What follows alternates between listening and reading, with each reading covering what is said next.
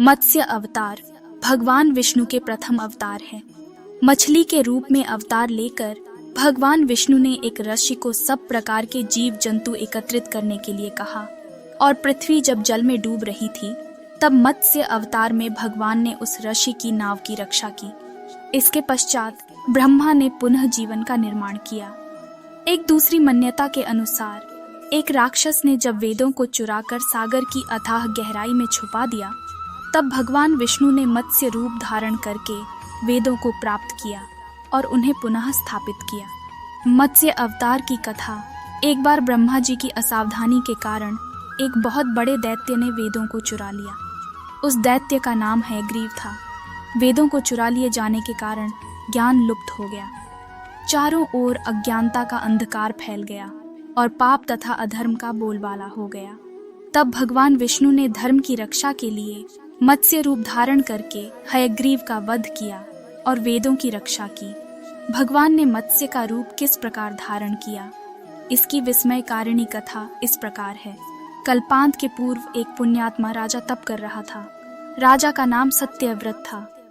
सत्यव्रत पुण्यात्मा तो था ही, बड़े उदार हृदय का भी था।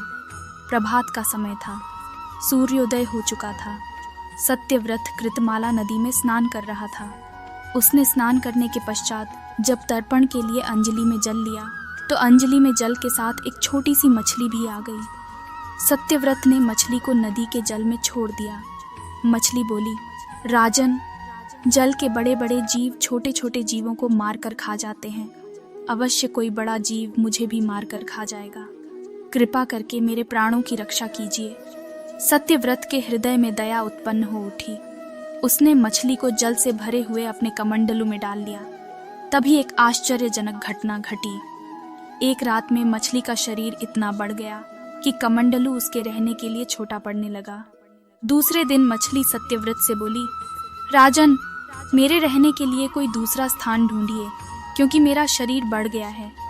मुझे घूमने फिरने में बड़ा कष्ट होता है। सत्यव्रत ने मछली को कमंडलू से निकालकर पानी से भरे हुए मटके में रख दिया। यहाँ भी मछली का शरीर रात भर में ही मटके में इतना बढ़ गया कि मटका भी उसके रहने के लिए छोटा पड़ गया। दूसरे दिन मछली पुनः सत्यव्रत से बोली, राजन, मेरे रहने के लिए कहीं और प्रबंध कीजिए, क्योंकि मटका भी मेरे रहने के लिए छोटा पड़ रहा है। तब सत्यव्रत ने मछली को निकालकर एक सरोवर में डाल किया, किंतु सरोवर भी मछली के लिए छोटा पड़ गया। इसके बाद सत्यव्रत ने मछली को नदी में और फिर उसके बाद समुद्र में डाल दिया। आश्चर्य! समुद्र में भी मछली का शरीर में इतना अधिक बढ़ गया कि मछली के रहने के लिए वह छोटा पड़ गया। अतः मछली पुनः सत्यव्रत से बोली, राजन, यह समुद्र भी मेरे रहने के लिए उपयुक्त नहीं है।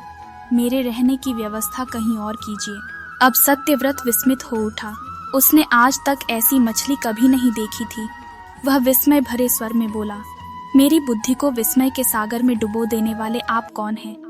मत्स्य रूपधारी श्री हरि ने उत्तर दिया, राजन, हयग्रीव नामक दैत्य ने वेदों को चुरा लिया है। जगत में चारों ओर अज्ञान और अधर्म का अंधकार फैला हुआ है। मैंने हयग्रीव को मारने के लिए ही मत्स्य का रूप धारण किया है। आज से 7वें दिन पृथ्वी प्रलय के चक्र में फिर जाएगी। समुद्र उमड़ उठेगा, भयानक वृष्टि होगी, सारी पृथ्वी पानी में डूब जाएगी। जल के अतिरिक्त कहीं कुछ भी दृष्टिगोचर नहीं होगा। आपके पास एक नाव पहुंचेगी। आप सभी अनाजों और औषधियों के बीजों को लेकर सप्त ऋषियों के साथ नाव पर बैठ जाइएगा। मैं उसी समय आपको पुनः दिखाई पड़ूंगा और आपको आत्म तत्व का ज्ञान प्रदान करूंगा। सत्यव्रत उसी दिन से हरि का स्मरण करते हुए प्रलय की प्रतीक्षा करने लगे। 7वें दिन प्रलय का दृश्य उपस्थित हो उठा।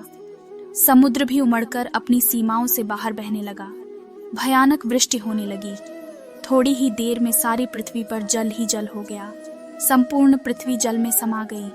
उसी समय एक नाव दिखाई पड़ी। सत्यव्रत सप्त ऋषियों के साथ उस नाव पर बैठ गए। उन्होंने नाव के ऊपर संपूर्ण अनाजों और औषधियों के बीज भी भर लिए।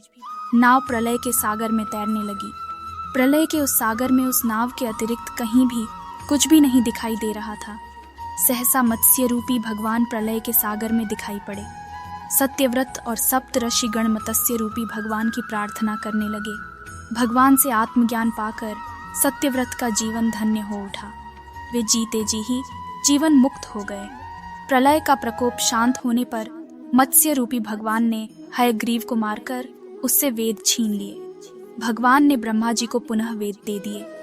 इस प्रकार भगवान ने मत्स्य रूप धारण करके वेदों का उद्धार तो किया ही, साथ ही संसार के प्राणियों का भी अमित कल्याण किया।